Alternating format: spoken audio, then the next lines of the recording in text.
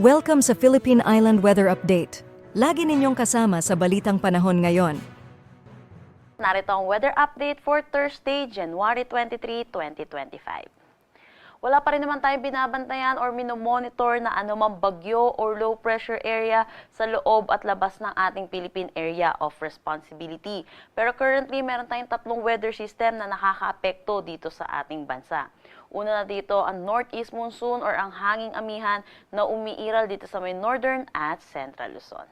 Pangalawa naman po natin ay ang easterlies or yung mainit at maalinsangan na hangin na nanggagaling sa dagat Pasipiko.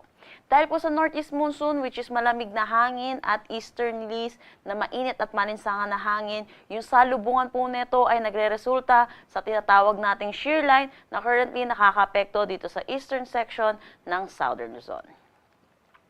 Para sa magiging panahon natin ngayong araw, kung makikita natin dito po sa may Quezon, Bicol region, pati na rin sa ilang bahagi ng Mimaropa, inaasahan natin makakaranas sila ng maulap na papawirin na may mga kalat-kalat na pag-ulan dulot netong shear line.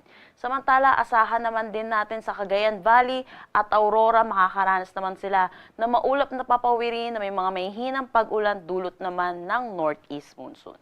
For Metro Manila, nalalabing bahagi ng Luzon, inaasahan naman natin ang bahagya hanggang sa maulap na papawirin na may mga isolated light rains.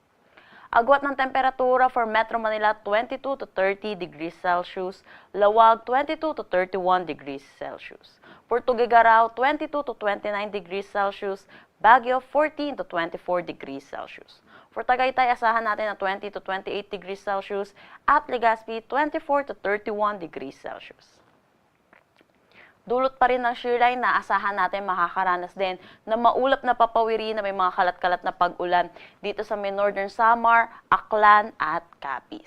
Samantala, yung easterlies naman natin na inaasahan natin magdadala rin ng mga pag-ulan dito sa may Eastern Samar, pati na rin sa eastern section ng Mindanao kasama na ang Basilan, Sulu at Tawi-Tawi.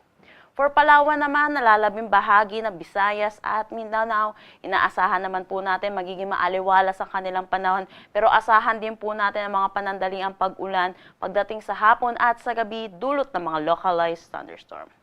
Agwat ng temperatura for Calayan ay nasa Puerto Princesa 26 to 32 degrees Celsius. For Iloilo, asahan natin na 24 to 31 degrees Celsius, Tacloban 24 to 30 degrees Celsius. For Cebu, 25 to 31 degrees Celsius, Zamboanga 25 to 33 degrees Celsius. For Cagayan de Oro, 23 to 31 degrees Celsius, at Davao 25 to 32 degrees Celsius. Wala naman tayong nakataas na anumang gale warning sa anumang seaboards ng ating bansa.